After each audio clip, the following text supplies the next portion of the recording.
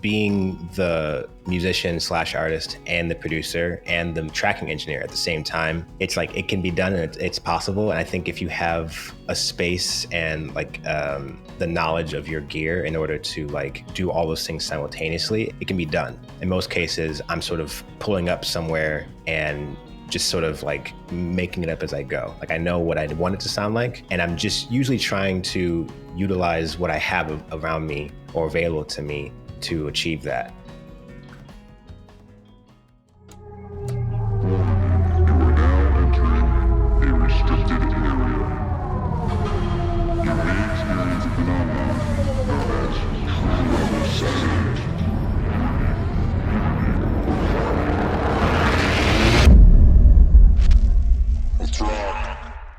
Hello there, and welcome back to another episode of The Record Process.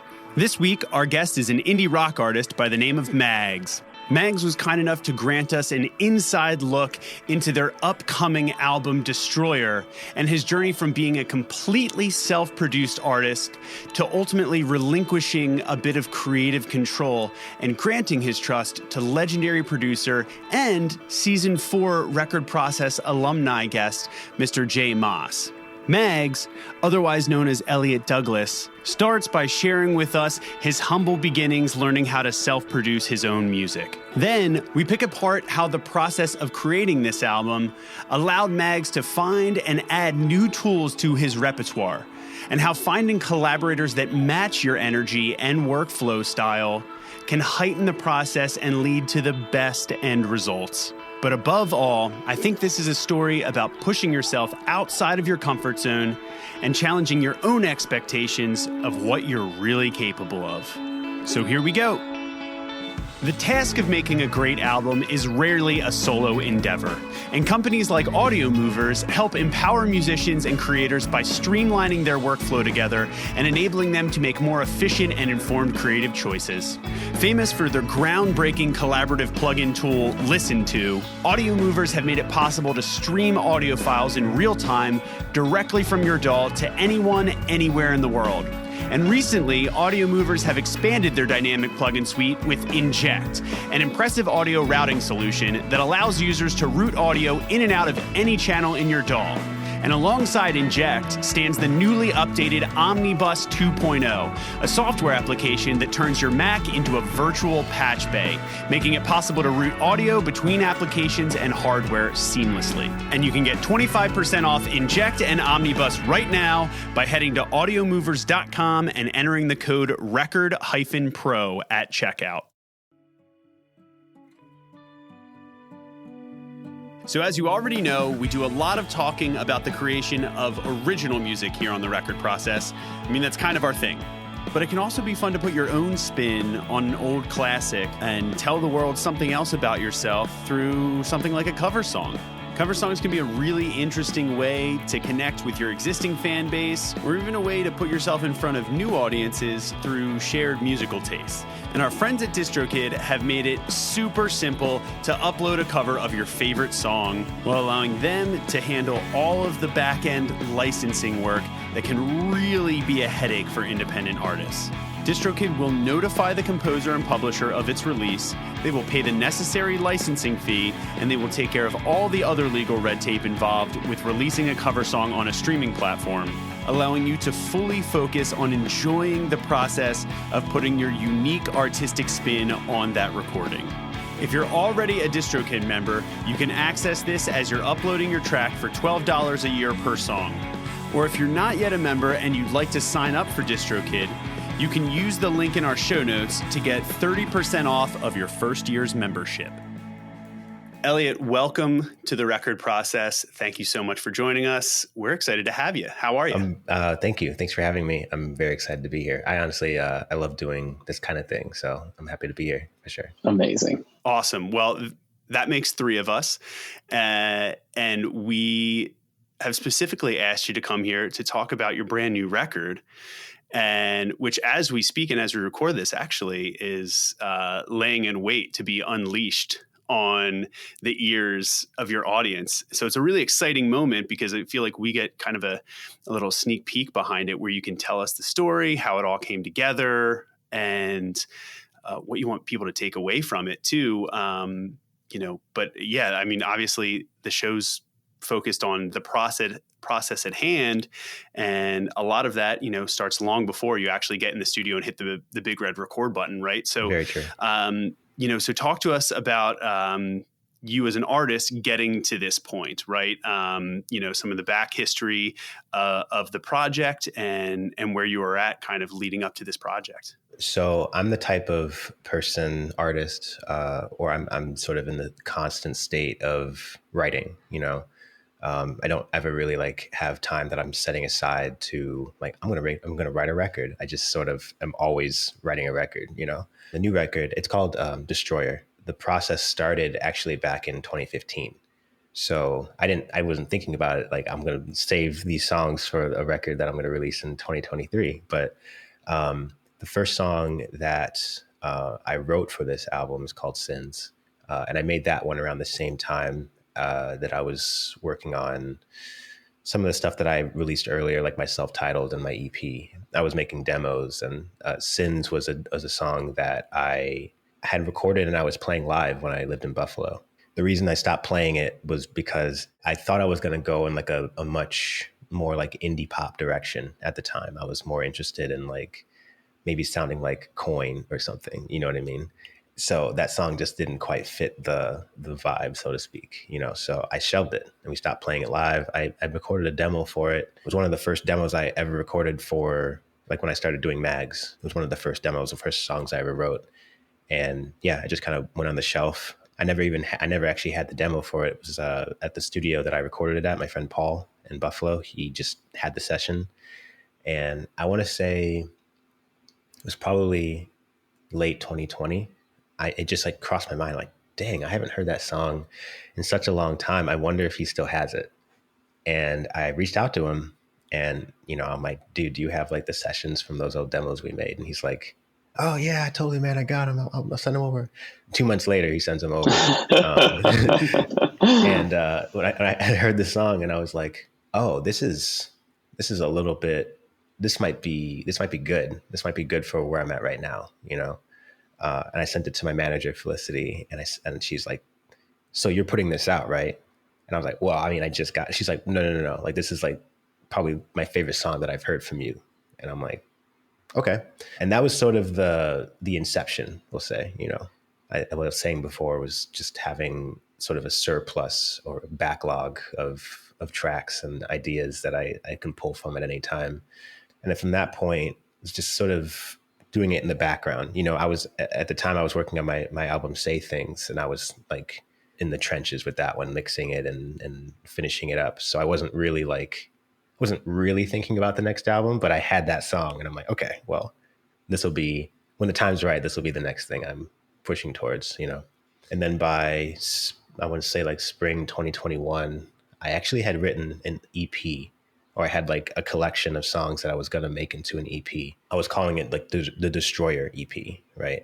And Sins was on it. I had the song that's on the album called Destroyer. And then there was 3 other songs that like didn't even make the album. And I made some demos with those with a friend of mine that I used to be in a band with. And like, it was crazy because we were going to do this sort of like co-production thing on that EP. And I ended up like, we made the demos and I was like, wait a second, like I can see the whole album, the whole world. You know what I mean? Like I'm very much into like the world building and like, as soon as I released those songs and got to hear them, like, or at least make the demos, I just kind of like got it out of my head. And then it immediately just sort of like turned into this other thing, And so I started to like get my bearings and put it all together, and then all these other songs started to come out of it, and I started going through my old hard drives and my voice notes on my phone. I ended up with about 9 songs like total.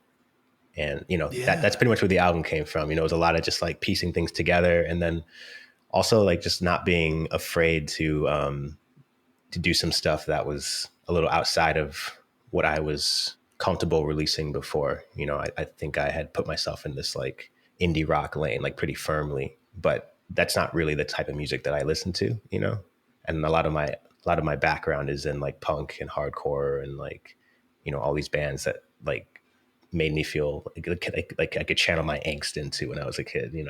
Yeah, you gravitated towards those just kind of naturally. Yeah. Was there a period, Elliot, where when you were, doing those demos, maybe, right, when this was still just kind of like an EP or still very amorphous, was there like one like linchpin moment where that world building kind of view really opened up for you, where you had that aha, this is, I think, what this is all going to be? Do you know, like, was it a lyrical concept or like a theme or an idea?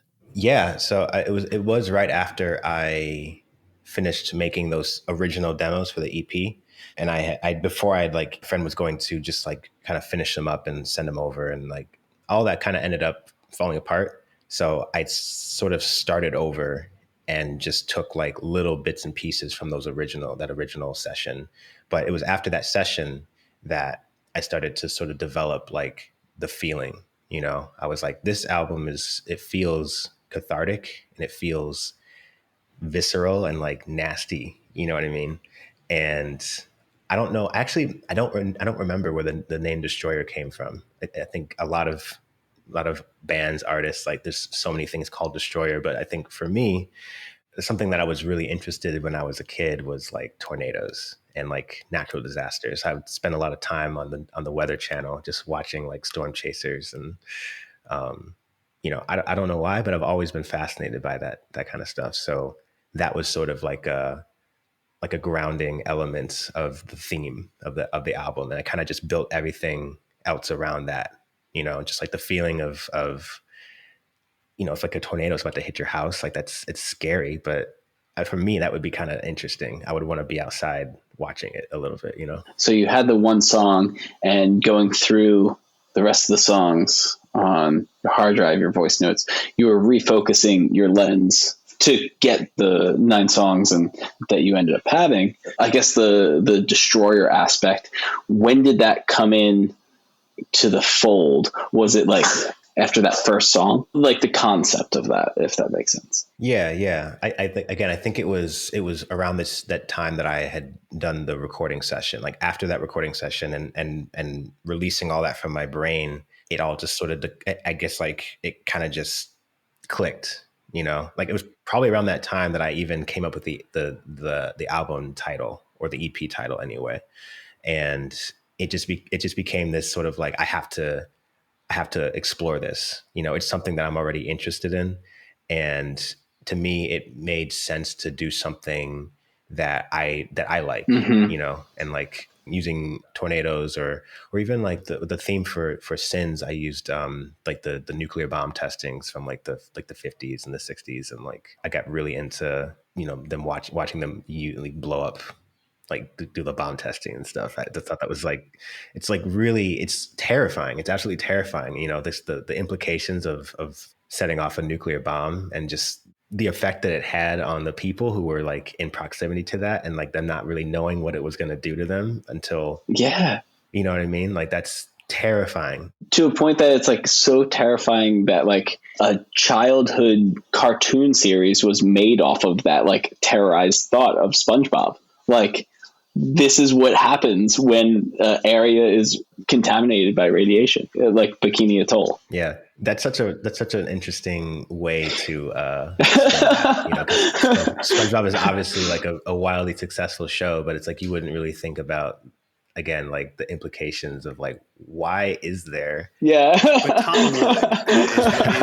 And that's why we love him. Yeah, but, fair enough. Yeah, only Tom would take a narrative in the conversation of just something with such of an unthinkable magnitude and damaging power and have SpongeBob come up. But I do love that. Yeah, that is that is quite interesting, Tom. Absolutely. The way that your brain works. I love it, my friend. But I guess, Elliot, it speaks to not that you need validation, but like the destruction of things is such a powerful artistic narrative that, like, of course, it totally makes sense that you were drawn to that. Like, and that's so cool. I love that. Yeah. Thank you. Yeah. And it gave you a place to focus in as you, and again, I think finding that entry point and that access point and that, even just picking a direction in a certain way. It allows you to kind of start to see things or reach out and grab another idea off the shelf and say, okay, I kind of think this fits. Let me find out how, as opposed to there's an infinite number of possible ideas swirling around you, right, at any given moment.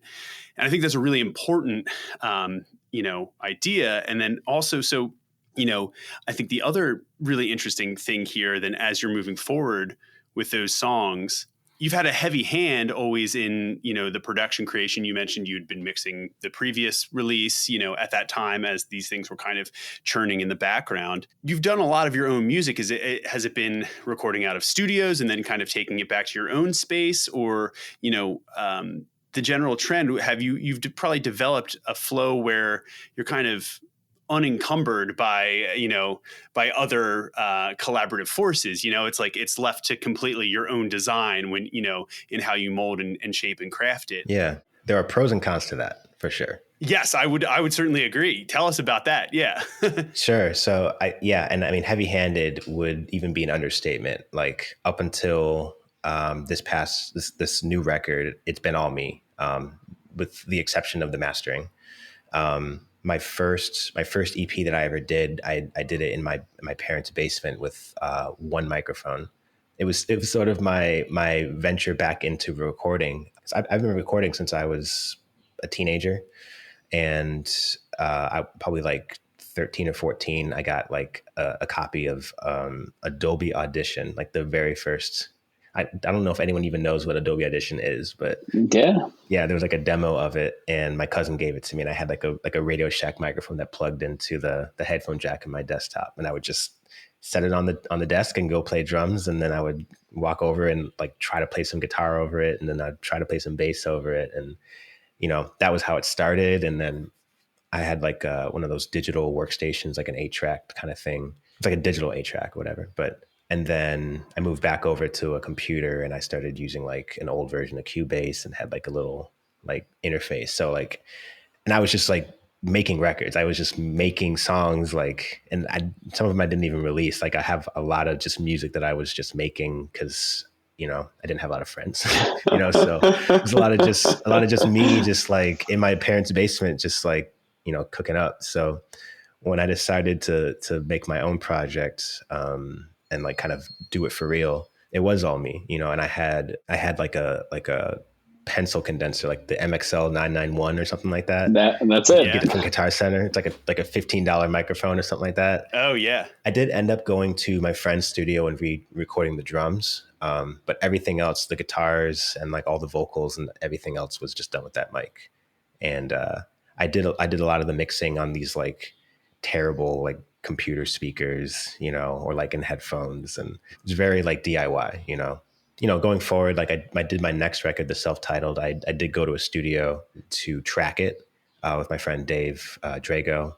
And, that was a lot of fun. We did the whole record, and like, I had a bassist at that time too. So we did the drums and the bass live. And then I went back and did all the guitars. And then I took all the stems and recorded the vocals at home and then mixed it.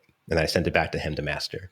And then when I did Say Things, I actually did that one during the pandemic. And that one was, I would say, even more DIY. I have a friend, Jake, who lives out here in LA. And I just went to his house, and like, he's got like a tiny little home studio set up, and we just did it, like we did kind of collaborated on the engineering, and then I did all the tracking, and then I did all the mixing, and then I sent it to my friend, Jesse Cannon, to master. And, it was just very like, I've never really felt like anyone else has been able to like capture what I wanted to do in like a real, like, cause I'm not a very complicated person when it comes to that. Like I like the immediacy of just putting it in, and just whatever you get is what you get. I've recorded at a few other studios, and like, that's always fun, but I generally like to have like complete control when I'm working, just cause that's just what I'm used to. Of course. Yeah. Relinquishing some control is a big deal. So on this record, you brought in Jay. How'd it happen? It's $1 million question after that setup. Walk us through it. Jay is actually somebody that I have been aware of, I think, since about 2014, 2015. And we're talking about former Record Process guest and friend of the show, Jay Moss, for all those wondering. Yes, the legendary Jay Moss. Yes, indeed. He produced and recorded one of my friend's bands when I was living in Buffalo, and they ranted and raved about working with Jay and how like excellent it was, and like it was their best, the best record they ever made, and they were just really excited about it. So I ended up following him on Instagram. I think he was still in Defeater at this point too, so I was kind of following along with his life even. He's always been very like active on social media, so it was pretty easy to just know exactly what he was doing, for the most part. But the craziest thing is that like he actually reached out to me. I think it was right around the time that I had put out my previous record, Say Things That Matter. And I had been cut. We hadn't really spoken at all. Like we weren't even aware of each other, to my knowledge, until I started to just like react to his stories, I remember he had bought like a new car or something, and I knew what car it was, and I just like responded to his story, and he was like, we just kind of started talking a little bit from there. And then one day he just DMs me. He's like, I'm gonna listen to your record. And I was like, okay, cool. Like, that's sick. I didn't even send it to him or anything. He just was like, yo, I'm gonna check it out. Apparently he fucked with it really hard. A few months later, he hits me up and he's like, yo, dude, I'm about to start this like new program. I'm gonna blank a little bit on the name, but it's basically like a in-depth look at how he does his mixing and his process. Shout out Fast Track Academy. We'll link to it in the show. We'll get the 411 in the official URL from Jay. But yeah, that's probably what you're talking about there. Fast Track. Yeah, I feel like I'm getting a text from him being like, "Oh, you can't even." No, it's all good. It's all good. The whole thing that brought us together. I can't even remember what it's called. The whole reason we're here. Well, no, it matters that y'all got together is the real purpose. But yeah, so Jay's got a lot of stuff. He's got a lot of great insights to share, and that was I think he was looking for a kind of almost like a case study, someone to come in and do a lot of the content, right? Yeah, pretty much. In a sense, it's like I was kind of the guinea pig for the whole project, but it was also like, it worked out really well because like, I do everything. Like I record all my own music, like guitar, drums, and bass, and all that. So like, I just basically flew out there. It was in the summer, last July. I flew out, and he basically just kind of presented it as like, we just want to do a single, and we're going to film it for content for the show, and for the program, and you can do whatever you want with the single. So I had been I had a song that was like pretty much ready to go. That I've been like, I had a bunch of songs at that point, but that particular one was like ready, so I went out there, and it was like, as soon as he picked me up, I like got in his car. I had my girlfriend with me as well. And like, she was like, as soon as you guys like met, like you just didn't stop talking. Like it was like an immediate like connection. But yeah, the way that his brain works, it's like unlike anything that I've ever experienced in anyone else. Like he's like an android or something. Like he's definitely working on a different level, and the thing that I appreciated about working with him was the speed. Like, cause I'm also like, I know exactly what I want to do as soon as I get to the studio.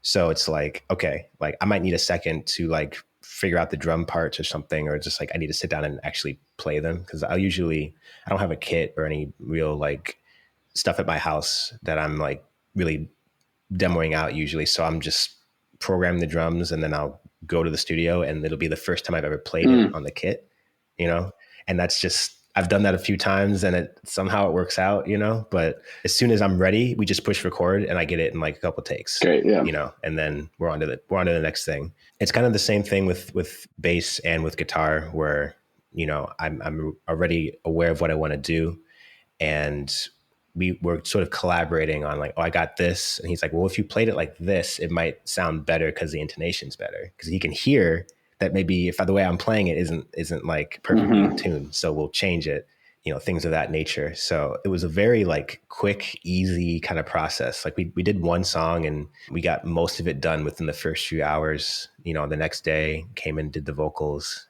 And then, that was it. As soon as that happened, I texted my manager and I was like, I want to do the record with him. Like, oh yeah, I think he's the guy. Which song was that? Elephant was the first song that we did together. And I think that was also the first one that we mixed. And I remember him telling me, he's like, I'm a little nervous to like mix you because you've mixed all your own stuff. So like, you know what it's supposed to sound like. And I'm just sort of like, it's that thing of, working with someone who has already perfected their craft, and it's like, well, how can where do I fit in here?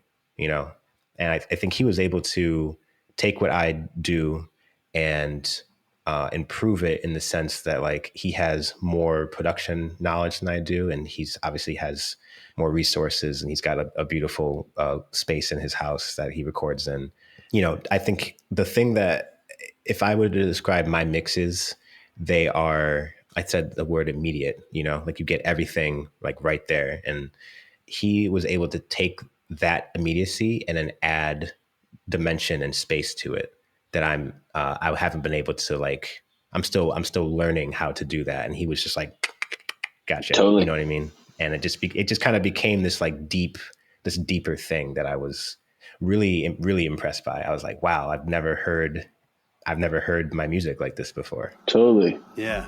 As music fans, we know that the records we love are more than just something we listen to, right? Over time, they become a part of us and a part of our identity. And nobody knows this better than the people at Rockabilia, the best online shop for band merch, hands down. For more than 30 years, Rockabilia has offered the largest selection of officially licensed music merchandise available around the world. They do it all, from authentic concert t-shirts to band hoodies and posters, and even accessories from your favorite iconic artists. They do hats, backpacks, bags, pins, belts, you name it. They have it, as well as exclusive access to limited edition designs that you can only get through them and the artists that they partner with. Maybe you missed the merch table at a recent show and you're looking to treat yourself. Maybe you're looking to treat somebody else in your life with a gift card. Or maybe you're looking to outfit the children in your life with some new gear, whether they have 2 legs or 4. Yes, they even have accessories for your pets. They have it all, so just head over to rockabilia.com or follow the link in our show notes, and for a limited time, all Record Process listeners can receive 10% off their order just by entering the code ROCKRECORD. That's all one word, ROCKRECORD, at checkout. So a lot of people think that Oxford Pennant makes, well, pennants. You know, the triangular wool flag type things that usually have like a sports team's logo or the name of a place printed on them. Well, to be honest, that is what I thought too before my band The Wonder Years had the chance to work with them. Through that process, we realized just how much care they put into their beautifully crafted, iconic keepsakes that remind us who we are and why we do what we do. They've teamed up with some massive artists in the process, bands like My Chemical Romance, Wilco, and 21 Pilots, just to name a few.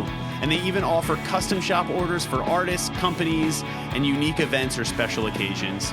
So please do yourself a favor and head over to oxfordpennant.com and use the code RECORD15 to receive 15% off your first retail purchase from their web store. Talk to us a little bit more about that, because as music makers, you know, whether you're an artist or whether you're trying to, you know, like self-produce, you know, learn how to mix, right? That line and evolution, I think it's only as good in the way you improve is that your taste threshold for what is possible kind of keeps improving, right? So you might think at any given moment you're like, well, this is great, until you then like switch over to like some other, you know, professional record and you're like, oh no, it's like, not there yet, you know, and you just like chase the carrot a little bit more, right? And you know, to you were obviously putting out records that people were liking, right? That you were really liking, that you were standing behind. And yet then you know, somebody else comes in and then again shines a light on what else is possible with that. And I want to see, because you were so used to, you know, thinking about the whole picture, you know, done and finished in your mind, right? Probably at that point, conceptualizing even the mix, how you would treat it, you know, where it would go, how it would fit into place. what were some of the first things that you noticed, or if you remember, you mentioned that depth and dynamic, right? In space, were there any things that you were immediately like, oh, I wouldn't have done that, or I don't know, like, how did he do that? Because I think that's also sometimes how you learn, because those are the moments that I've learned, Tom's learned, and I'm sure a lot of other artists have learned. When they hear that, it's like, oh, the new benchmark is figure out how to do that. Yeah. Or now that's my tool. Now I'm gonna use that, right? Mm-hmm. And reverse engineer it. Were there any like specific, maybe on this song, or maybe the album as a whole? Because I think those are really important moments.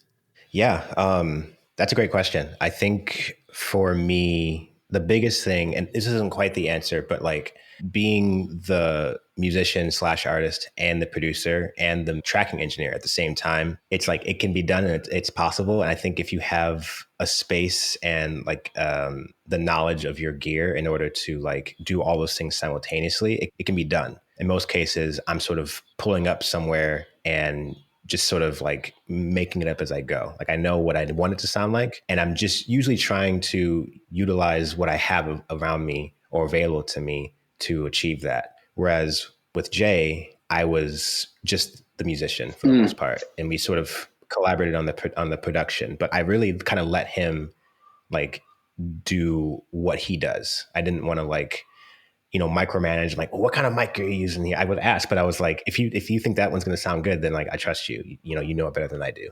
I think when I got the first few mixes, the first thing that I noticed was this sounds massive, like it particularly, the thing that I listen to the most on records is the drums.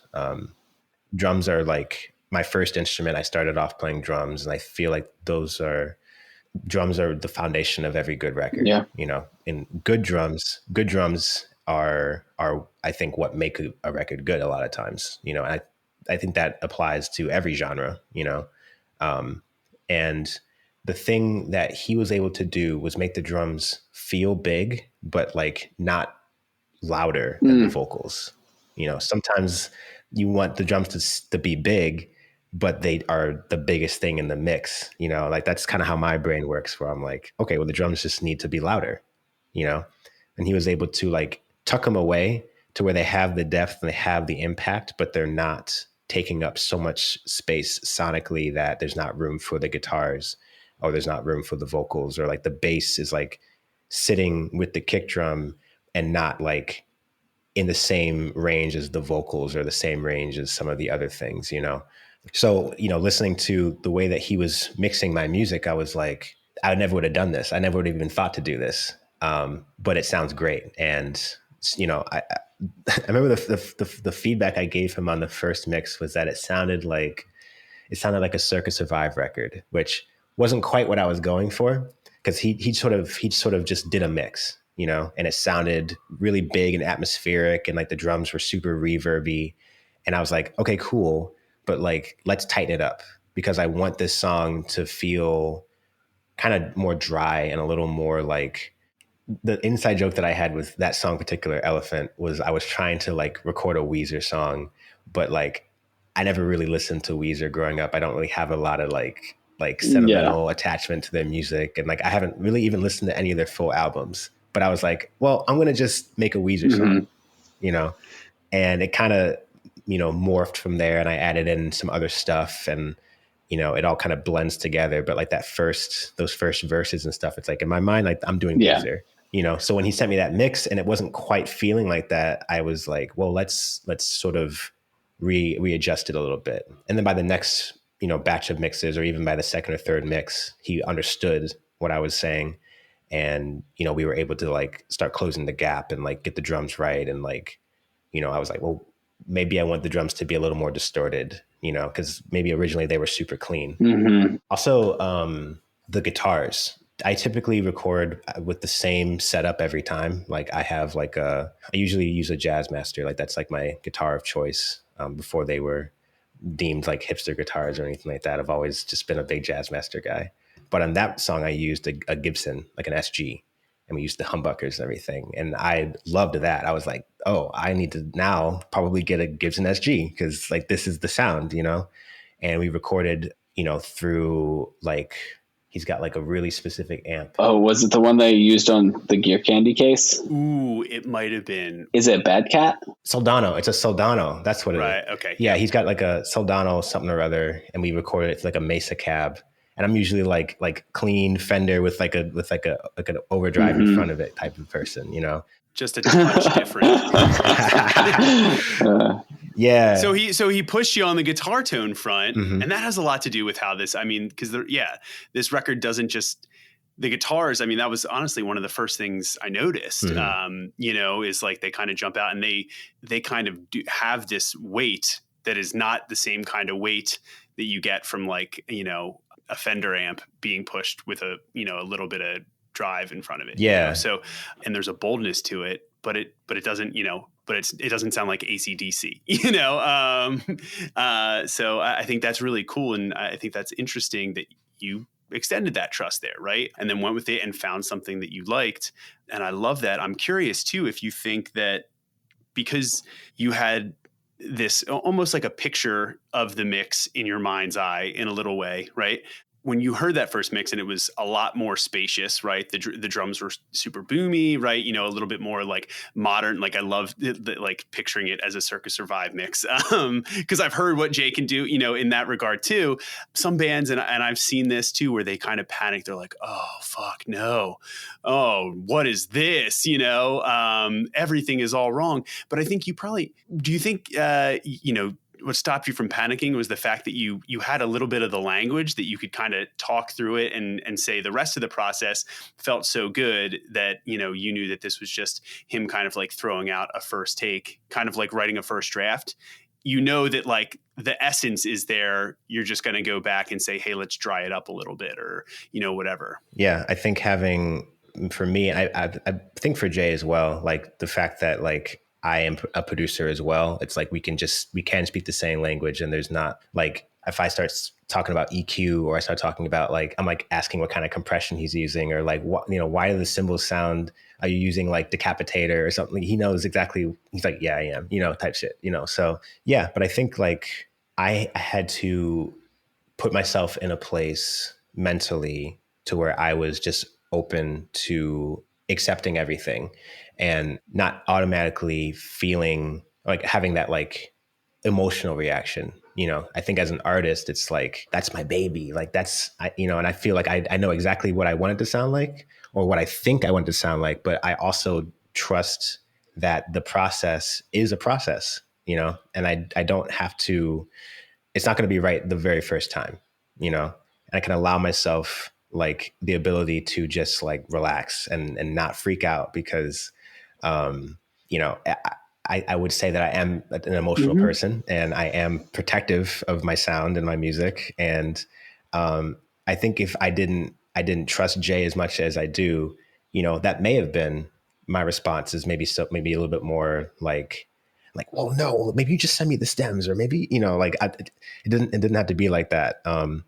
So, and I think, you know, just also based on the type of communication that we had during the tracking process, he was very much like, you know, if you tell me I'm doing something that you don't want it to sound like this or whatever, like I'm not going to have an ego about it. Like there was absolutely no ego. We were able to just sort of throw ideas at each other and throw out suggestions. And, you know, it didn't ever really like come to a point where we were just like, you know, like arms crossed or like shutting down or anything. It was very open, very, very clear and transparent.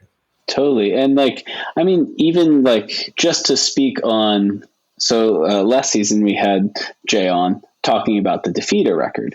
And when he was doing the Defeater record, he was at the helm doing everything. And so I feel like him having that knowledge of like doing it all for himself was a kindred spirit to like how you came about. And that's why y'all jived so well and got the result that you did.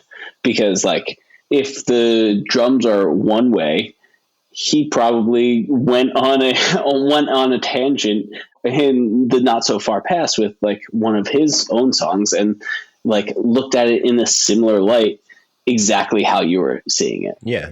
Picking that personnel and that person that is that kindred spirit in that capacity is amazing, and so cool that y'all found each other in the way that y'all did. Absolutely. Yeah. I see him as like, I imagine a lot of people feel this way, but he has like a quality to him that is very like he's very easy to look up to. You know what I mean? As a musician, and as, you know, someone who, as a businessman, you know, as well, like he just has a lot of his shit figured out. And it's like very cool to have worked with him and really just kind of learned from him, you know, because, you know, I really didn't have a lot of people like telling me how to do things growing up. And when it comes to music, a lot of it was me figuring things out. I didn't ever take lessons. You know, I never interned at any studios or anything. It's all kind of just been in a vacuum a little bit, you know. And I've had people, you know, maybe like people that I respect, I've sent them my records or given me feedback, you know, but to have that kind of a hands-on approach and you know, really working together on something like that and collaborating. I've never actually done that with this project. So I feel, I don't believe in luck, but I feel like it was a blessing to get to work with him on this for sure. Yeah, of course. Yeah. I think, what's the old saying? You don't know what you don't know, sure, you know? Yeah. And I think this is a really solid example of that. Absolutely. You know, the fact that you can learn a lot by kind of like fumbling around, you know, playing in the sand, right, and figuring things out as you go. But sometimes it does take you taking that extra leap of faith, letting someone else in, putting yourself in a scenario, maybe a little discomfort goes a long way, right? And in this case, you were lucky enough to, you know, kind of ease into it. You know, it wasn't just like on a dime that you were. Obviously, plenty of other artists have these kind of horror stories where they're put in a scenario in a studio with a co-writer or a producer by a label that says, no, this is the formula. This is the lane for success, you know? And I think that's a big thing, especially in the A&R world and with labels and managers is understanding the artist and how they function, but also where they're willing to open themselves up to growth, and how to do that. Some are willing to really fly off the handle and do it in a very extreme and quick nature. Some are also a little bit more slow and trepidatious and kind of inch into it. And I think this felt like a really great speed for both of you. And there was, as Tom said, that mutual respect as two people that have created independently for so long and so much stuff that I think I'm not sure it would have worked as effectively, you know, if either of y'all had been in a different position. And the record itself turns out amazingly. You should be very proud of it. And I think it's kind of a true testament to why we love doing this show, honestly. Sure, yeah. is because it's kind of unpacking all of the components that go into something. And now you look at it on the other side of this conversation, and I go back and I'm like, that record would have never sounded the same. Yeah. If it was a different artist, that hadn't mixed themselves, hadn't done a lot of the recording and so much, you know, writing, like the drums might have had a whole different environment, right? You know, the songs, that guitar tone would have been very different, you know? And it's all the sum of these parts and the sum of these little changes that I think is a beautiful way to look at how artists can evolve and how, you know, producers on the other side of the glass can also evolve, getting a chance to work with an artist like you that, you know, has had so much experience self-producing. I will say there were a couple of times where I pushed Jay a little bit too, because he's he's one of those producers who swears by the grid, we'll say, you know, and I tend to be as well, but as I have started to get into I make other genres of music as well. I've started making I'm not even sure what to call it yet, but it's a lot of it's like atmospheric, beat driven, sort of ambient, weird stuff that I'm getting into lately. And it's not always on the grid. Love that. Yeah. You piqued Tom's interest with ambient. What's up, man? Yeah. Well, so there's a song in the album called Swimming. and I think it's the fourth song, and there's a whole kind of beat switch section where it goes from just like a straight, not even straight, but like it goes from like a rock song into sort of like more of like a hip hop influenced kind of feel, you know? And at the end of that part, there is a section where I wanted the beat to slow down, and I wanted it to go from, you know, just like the same tempo that the whole song has been to just kind of dragging. And so I was like, yeah, just slow it down. He's like, okay, but like, I'm going to slow it down and then like mark it on the grid and like make the grid follow the slowdown. And I'm like, why? And he's like, well, so I can, it's part of my process, you know, don't worry about it. And so I just sat there and watched him do this. And it was so like, it honestly blew my mind. I'm not going to lie to you. Like to fit the grid to the song instead of vice versa. You know what I mean? And I'm like, well, that's a choice, but like it made sense to him. And I didn't have any aversion to it really. So it was interesting because I was like, you know, in my mind, I was like, let me just make the part slower. That's what I would have done. I would have just made it slower and it would have fallen off the click and the grid and I wouldn't have thought about it again. You know, but when, you know, he goes back and if he just needs to do an edit or something, it's like he already knows exactly where it's at. Yeah. Yeah. There was a few times where I did want the, you know, maybe the bass to be a little behind the drums, or like there was parts where I wanted the vocals to be a little behind or something. And I had to fight for that because he was like, well, what if it was like right on the grid? I'm like, yeah. What if it was though? Like I wanted to feel a little looser than it is, Totally. you know? Good. Yeah. You know, and there were times where, you know, ultimately it's like, you know, I'm the type of person where it's like, I want to hear all sides, you know, like I'm not the type of person, not even an artist, but just the type of person that I don't always think I'm right. You know, like I don't really feel like I know anything a lot of the times. So that's a great way to go about life. I think so. Because anyone who tells you that they know, like for a fact, know things, that's like a red flag.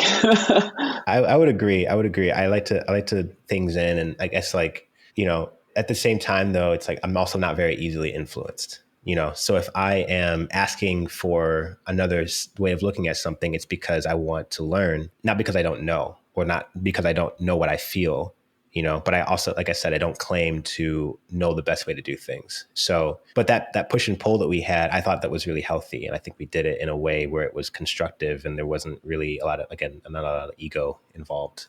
And I think what's really neat about all of that is the fact that you got a product that is uniquely this record, you know, and is your record. And, you know, any producer, anybody else collaborating has to remember at the end of the day, it's not Jay's record. It's not a Defeater record. It's not you know what I mean? It's decidedly a M.A.G.'s record. And what does that mean? And understanding that you and the things that feel right to you and feel correct to you are the guide, or should be pretty much the ultimate guide, with certain variations, as we said, if, you know, you're open to growth and evolution.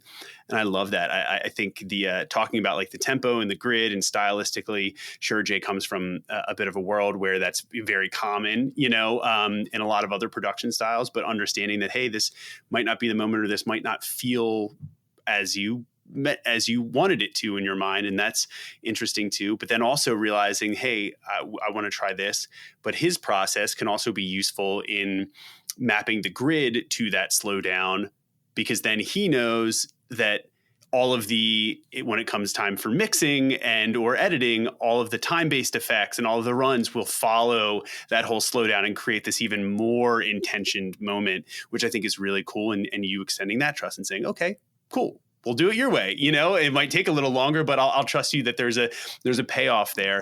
And I think that's a beautiful way to encompass all of that. So, Elliot, I really can't thank you enough for coming by and unpacking all of this for us. The record's brilliant. You should be super proud of it. I'm excited for everybody to hear it.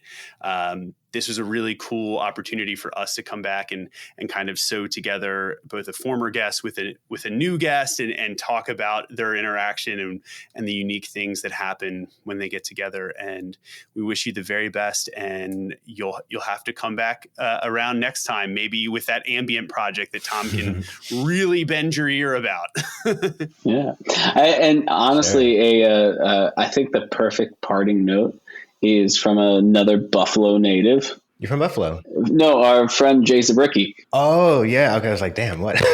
Yeah, no, last season he was, he had the wonderful quote of serve the song. Sure. Not your ego. And that's a beautiful way to go out. And Tom, as you said that too, I'm realizing there's really a gravitational pull with Buffalo on this show, because it's not just Jay Zabricki, but also Quentin, who we had on season 2. Yeah, so there's something going on in Buffalo. There's something happening up there in Buffalo. There's something going on. We're going to investigate this. Buffalo's a bit of a hotbed, and I'll say this, just as we're closing, like I think this record is. A lot of it is influenced by the influences that I had when I was in Buffalo. I felt lucky to get to blessed, whatever. It was appropriate to make it on the East Coast, at Jay's studio, and there's something about making a record in LA that it's all vibes and it's beautiful and it's fun. But there's something for me that feels like you're going back to the East Coast and making a record in a climate that is more like what I am used to and what feels like home to me. I think a lot of that almost like survival energy came out, as I was making it, but I feel like I could talk about this part for a really, really long time. But I had a friend named Stephen Floyd that I ended up naming a song on the record after him, because like a lot of my guitar playing is informed by him. And we had played in a band together for about a year, and it really I'd say that band was what started, was, I would say, the biggest influence for Mags as a whole, because that band came to an end, and then I was like, well, I'm not going to be in bands anymore. I'm going to just do my own thing. And I kind of, in my mind, I kind of picked up where we left off, and I used a lot of his guitar chord voicings and really kind of just pulled a lot of influence from him and from a lot of my other friends that I grew up playing with to make this record. I was like, I'm not going to be afraid to make something that feels like, there's a lot of like bands in Buffalo that I was seeing and playing that have this sort of technical heaviness where it's like, it's not necessarily like breakdowns all the time, but it's like you have this, like, it's hard because it just feels good. It feels hard because it's just like, I don't know. Like, I think especially like that song Floyd and Red Sky and Destroyer, like all those songs are like, they're not hardcore songs, but they have that energy of like, you're kind of just doing this the whole time. You know what I mean? And I really, really wanted to shout out Buffalo on the album in that way, and be like, this is where I came from. This is what I love. And this is what I'm actually good at, Love that. Yeah. We'll second that shout out to Buffalo. Yeah. As we close here. And what a brilliant way to wrap it up, man.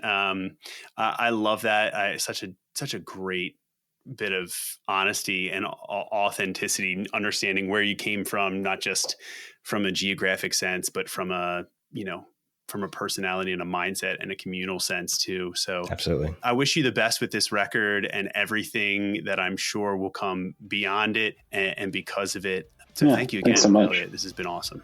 Yes. Thank you again for having me, guys. Appreciate it.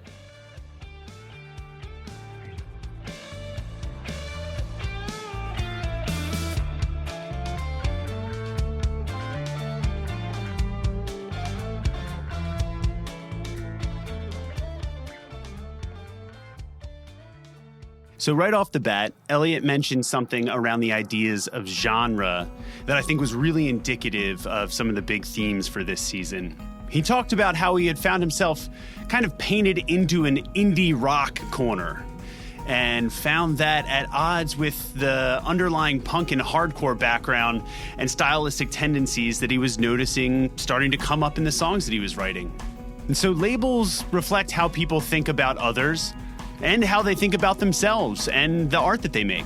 And sure, they can be really helpful.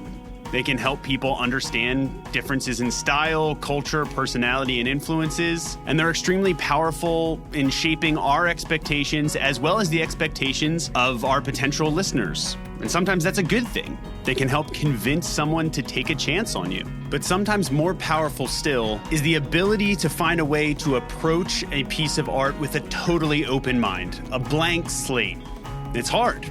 Typically, the forces that bring you to a piece of music have in some way colored your thought process around it already. And the labels that we choose to accept internally about ourselves and what we create, that can really make it difficult to evolve as musicians and as songwriters. But by refocusing his lens around the feelings of catharsis and a visceral nastiness, as Elliott describes it, he was able to disarm the power of those genre labels and ultimately find the album's true intent by grounding it around the theme of natural disasters. So thank you for bringing an open mind to each one of these episodes, and we will catch you next week on The Record Process.